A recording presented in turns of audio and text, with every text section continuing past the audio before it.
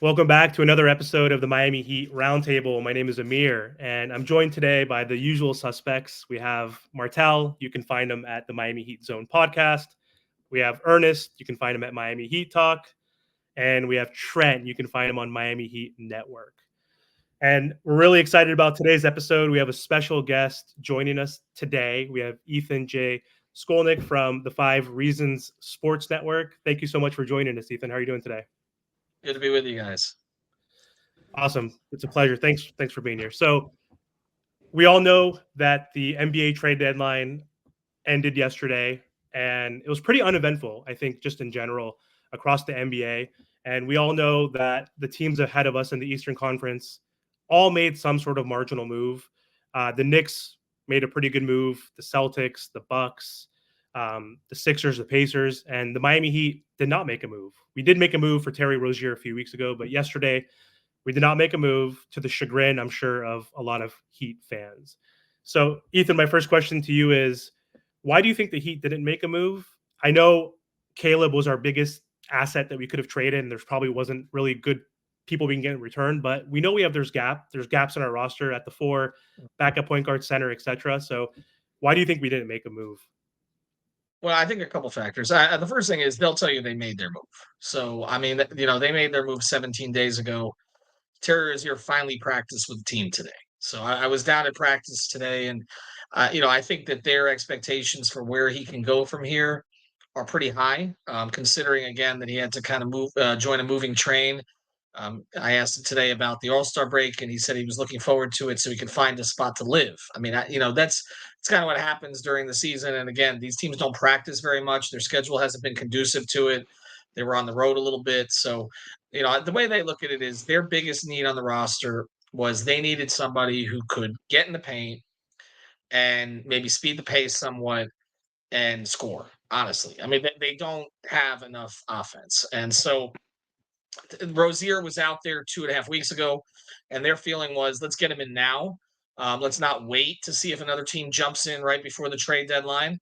And so they would argue that of the players that were moved this trading period, they got one of the top 3 or 4 guys. I mean, we can talk about Anunoby to the Knicks.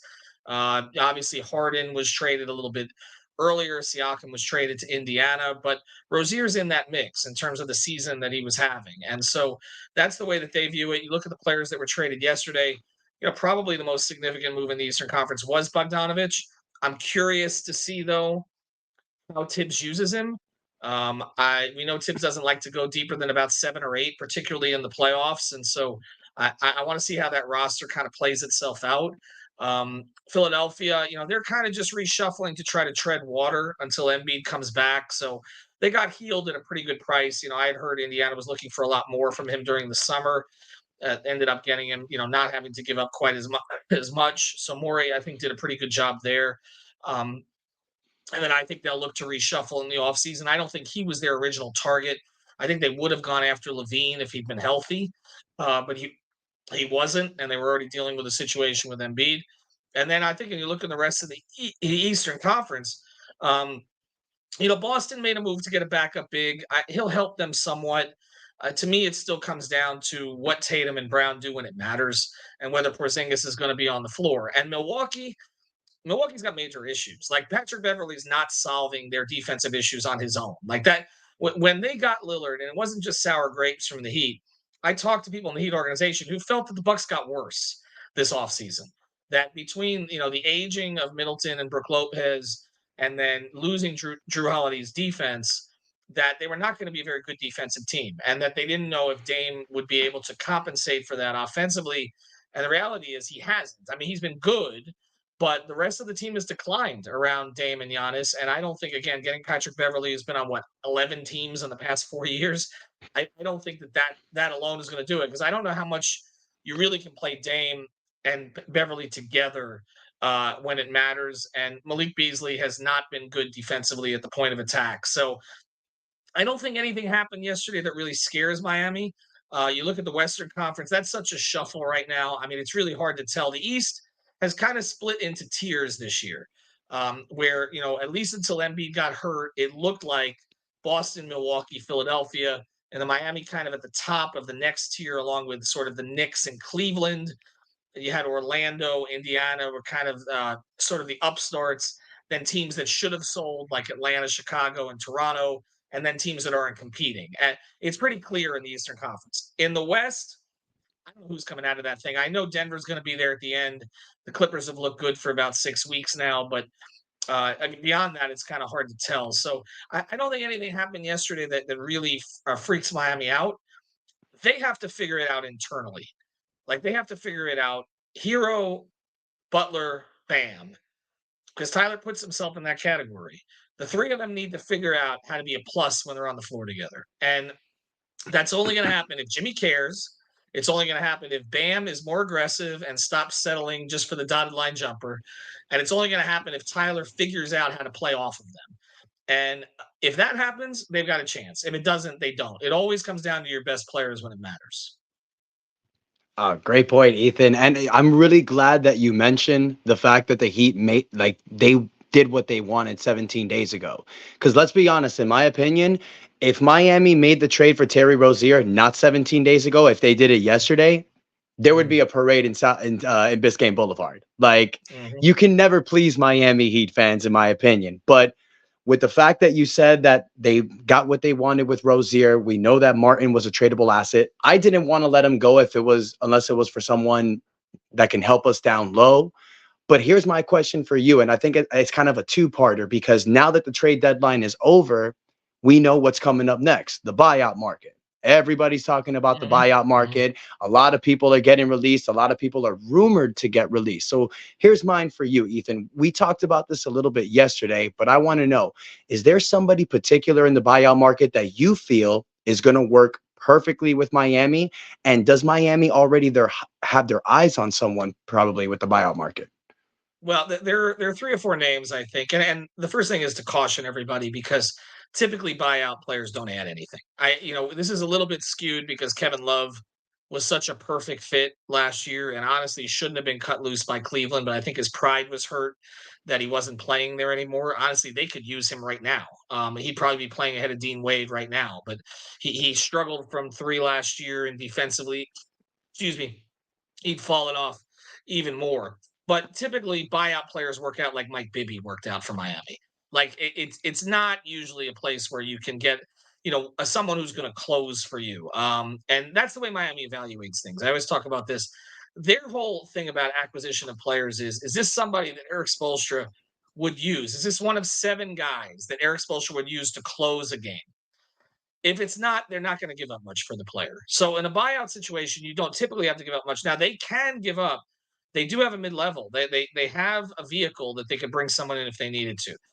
So here are the names I would watch. They can't sign anybody because they're over the first apron. They can't sign anybody who's making more than 12.4 million prior to the buyout.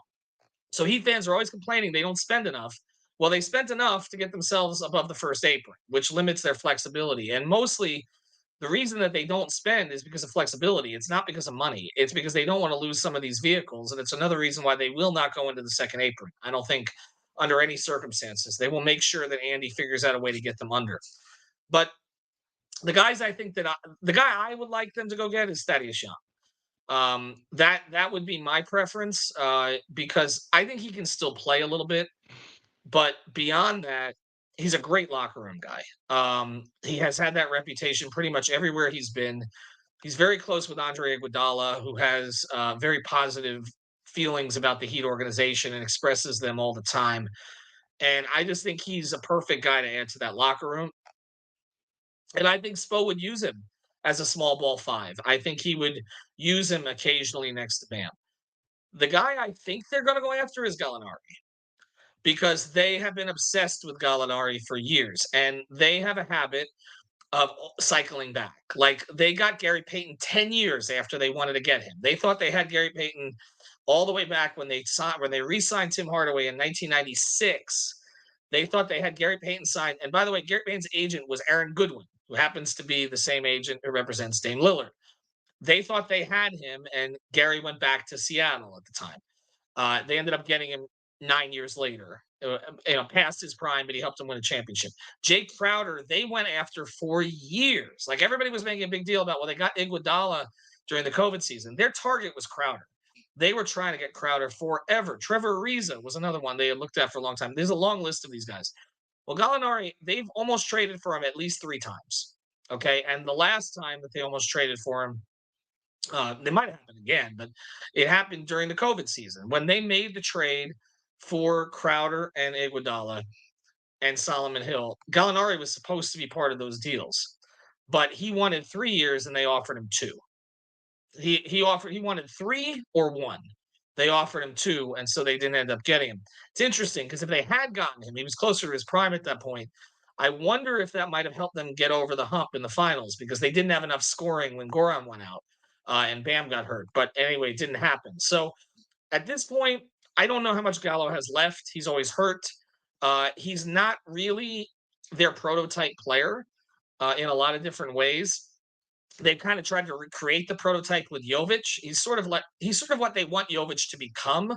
So I feel like maybe it might be a way to bring him in to kind of mentor Jovic. Kevin's already doing a little bit of that anyway, but that's the guy I would look at. The other one I would look at is DeLon Wright. Obviously, relationship with Darrell. Darrell came back for Udonis's jersey retirement. And DeLon was around the Heat organization a lot. I used to see him a lot around there. So they're familiar with him. And he'd give them a point of attack defender. I don't know how healthy he is right now, though. He did give Tyler fits in the playoffs a couple of years ago, if you remember. And I think he can add that element. And so, he doesn't make a ton of shots now, but honestly, he could be he might be an upgrade over Josh defensively from what we've seen this year. So he might be somebody that they add to the mix also. Those would be the 3 names. And the other one that's come up, but I haven't heard anything specific about him with Miami, but he makes sense as someone they would target is Otto Porter. But again, with Otto Porter, the question is how healthy. So those are the 4 names I would watch. Also, they're releasing RJ Hampton from his 2-way. I think they're going to probably promote Alondas Williams to that. He's been tearing it up with Skyforce, and I think there's some concern that he might get poached. But another option is Bouye, who they like a lot of things about him, but there's some things they want to coach out of him. And I think they've done some good. They brought him back after Portland briefly had him actually, and they like him. So they may elevate one of those guys to a roster spot, or they might just give Jamal Cain the standard contract as well. But I think those of the buyout guys, those are the 4 guys I would watch, and I would watch Gallinari. I just too much smoke around that for the past few years. That sounds very good, Ethan. Nice to meet you. My name is Trent, by the way. I have a question for you. Since, the trade deadline and the buyout market, like you said earlier, the buyout market is not going to help us win a championship. Our main goal is to win it all with the big 3 that we have. And you said it needs to be an eternal fix. So my question to you is, do you think there's any problem with Jimmy and Tyler? I feel like, in 2021, their relationship seemed a little bit better.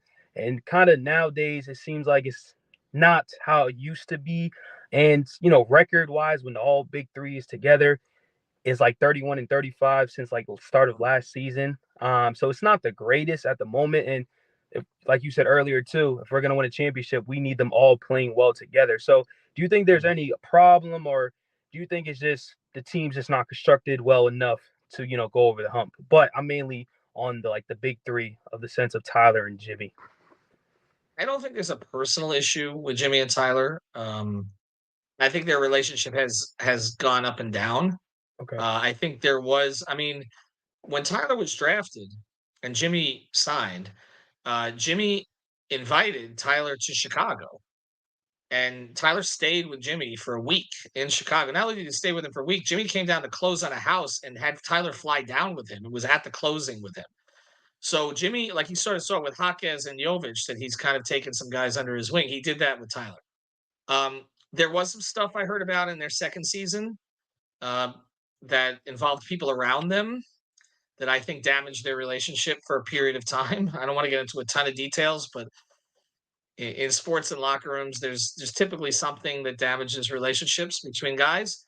So I had heard some stuff in the second year, but it seemed to have been patched, whatever it was. I don't think that's the issue. I see Jimmy wait for Tyler. I remember on Tyler. I think it was on Tyler's birthday that Jimmy was waiting by the door. Says, when are you guys all going to dinner?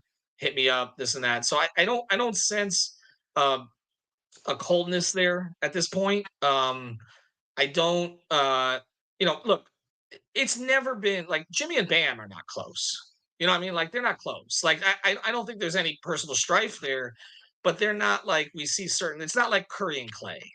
Okay, they're very different people. I think Bam has grown into himself since he's been in Miami. He's a very different person than Jimmy.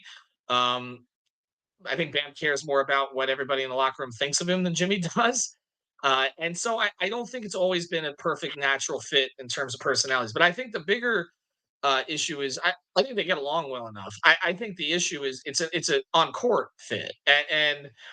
Jimmy and Bam have accomplished a lot considering that they don't fit perfectly. Like there are not a lot of if you look at the duos around the league that have had success, usually one of them is a 3-point shooter, at least. Like they occupy similar places on the floor. And I think that's the real issue. I don't even think it's the on ball stuff. I think it's Jimmy likes to operate from the post out to the mid range, right? I mean, he's made it 3 in 10 straight games, but that's not his game. Bam likes the dotted line jumper. That's where everybody wanted him to shoot that. That's what he's been shooting, right? Uh, and nobody on the team can throw him a lot, although Terry looks like he has the ability to do that. And Tyler likes to get to that floater. So you're all occupying similar places. And I talked to Josh about that. And Josh, that's been one of the struggles Josh has had is that he likes to get into the paint to that floater. That's where he's comfortable. That's where he builds rhythm. He's like, but everybody's already there. And I think that's why Duncan, even though he had improved some of that dribble drive game and mid-range game and stuff, but we know that Duncan has gravity that nobody else on the team has. And I think that is why those lineups have always looked better with Bam and Jimmy, because it's created more space. And the numbers suggest that those lineups are better. But the problem is that Duncan's upside is not Tyler's upside. The team doesn't view it that way. And so it's the three of them that have to make it work. Like, they need to get Duncan going. He's in a bit of a rut right now. They need to get Hawkins going. Jaime came back from the groin injury and has been out of rhythm, out of sorts. I don't think him competing in this. We reported the slam dunk thing first. We knew it was going to happen about 2 months ago, but I don't think it's the best thing for him right now. I don't think, honestly, he needs a break instead of, dunking, doing Rising Stars, and doing 25 promotional appearances in Indianapolis. Like, I think he could use a week or two, but it is what it is. So they need to get those guys going. But ultimately, they need to figure out the Tyler thing is the most important thing they need to figure out because, I mean, it's always the third guy. It's always the third guy. Like, if you go back in Heat history, it's if you go back to the very beginning, it was Tim and Zoe and Mash, and then they subbed out Mash, and they brought in Eddie, and then they subbed out Eddie to get other parts, and then it's always going to be the third guy. That's who everybody asks for. The Heat are not pitching him around the league, but that's who teams do ask for. There is value in Tyler Hero, but ultimately, if it doesn't work as the third guy, you're not subbing out the first two. So he's got to make it work. I talked to him for a few minutes. We just did a podcast about it. I got him on the side to talk about his relationship with Terry so far and how that's working. And he seems energized by it. I know people took the comments as kind of anti-Lowry. I just think he likes having someone who'll run with him and who kind of has energy, because Kyle had sort of very negative energy by the end. And so I think that there's a real opportunity for Tyler and Terry to create something together that is a game beyond just Jimmy and Bam. And I think if Tyler just needs to find a niche with somebody on this team so that he's additive to them instead of subtracting from them. Got you. Now, last question, Ethan. Now, once again, thank you so much for coming on. Now, you said that it mentioned with Jimmy, Bam, and Tyler, right? What do you think about the roster construction that the Miami Heat have put around them? Because, like it's kind of like what you said, like it starts like with them first. So with us not really having a quote unquote power forward next to Bam Adebayo for the past few years, like when it comes down to Caleb Martin and with Highsmith, yes, they can do it. And then same thing with the point guard next to Tyler Hero. You know how they always say that Tyler Hero is not the best defender. So in terms of just adding to the core that we have, do you think that the Miami Heat have done their best job with putting the right players to complement our best players? Well, there's two ways to look at this. There's, what Pat Riley might do and what Eric Spoelstra likes to do, right? So, I mean, you're ultimately getting the players that your coach is going to use. If it was up to Pat, okay, I firmly believe he would find someone 6'10" or taller, you know, to bang on the boards, take that burden off of Bam, and free him up. Spo's not going to play that guy. I mean, unless the guy is elite, he's not going to play that guy. And so what they basically have is they've got a bunch of guys who can play the 4 who all do something a little different but aren't perfect for it. Like, if you got Kevin Love 5, 6, 7 years ago, he's perfect. Like, he's absolutely perfect for what you need next to Bam. But now he can only do it in spurts. If you have Jovic 5 years from now, he might be perfect. But right now, he's not. So what's the alternative? Okay, so you play an athlete in Caleb, or you play kind of a grunt defender in Haywood, right? And they're midgets compared to the guys that they're going against most nights. But they didn't really have a choice early in the season because Kyle couldn't defend anybody at the point of attack. So that made it impossible to play when they were playing Jovic with him. I'm like, how exactly are you going to defend guards? Because, or are you playing Love with him? You had to play Highsmith or Martin because you have to have your 4s basically pick up the other team's 1s and 2s because you couldn't have Tyler and Kyle do it. Now that you have Terry, he's not a great defender, but he gives you a chance. And so I feel like there's a little bit more flexibility at the 4 spot now where they could play Love a little longer, could play Jovic a little more. The thing with Jovic is he needs the ball in his hands, and this team isn't ready to give it to him. But there's also people in the organization who are not willing to give up on him. Like Chet Kammerer, we saw him there today. I guess he's never really going to retire. He loves it. That's his pet project, and Adam Simon. And Pat trusts those 2 guys. So I don't think they're going to give up Jovic. They were willing to give him up for Dame. They were not willing to give up. They were not willing to give up Hawkes. Pat was willing to give him up. Others in the organization were not. They would defer to Pat ultimately, but I just feel like what they need is a Dorian Finney-Smith type. But were you going to give up 2 first-round picks for Dorian Finney-Smith? No. So I think that Spo will mix and match right now. I think Jimmy will end up playing a lot of 4 in the playoffs when it just comes down to it, and they'll get Duncan out there to space, or they'll get Hawkes. And look, I think Jaime ultimately may be the 4. I think he might, because Jaime can defend the position. He's stronger than he looks. And I think, we've seen lately teams are taking away certain things from him. He loves offensively, he loves that spin to the middle. They're not giving it to him anymore. He's going to have to adjust to the adjustments. But I do think overall, he's going to be a starter next year. So you got to find a place for him to start, because the way that they talk about him to me, and they were talking about this 2 months ago, our future is Bam, Tyler, and Jaime, and maybe Nico. So that's the build. It's Jimmy this is a bridge build. It's a bridge build from Jimmy to that group. And then they're going to have a tough decision to make. If Jimmy's not going to be one of your 2 or 3 lead guys, are you paying him $50 million for 2 more years after this? And that's going to be where we start to have some interesting conversations. I agree. So thank you so much. Thanks for joining us again, Ethan. We really appreciate your time. Thanks for all the information. So the Miami Heat, we have a couple days off until our next game, and we're at our inflection point right now. This is a very important stretch, as we've mentioned in prior episodes. The schedule's been really tough after that 7-game losing streak, but more importantly, this road trip is going to be super tough, playing the Celtics, Bucks, Sixers, Pelicans, Kings, Nuggets. The only easy game we have in there is the Trailblazers. So this is going to be a really important stretch. Yeah.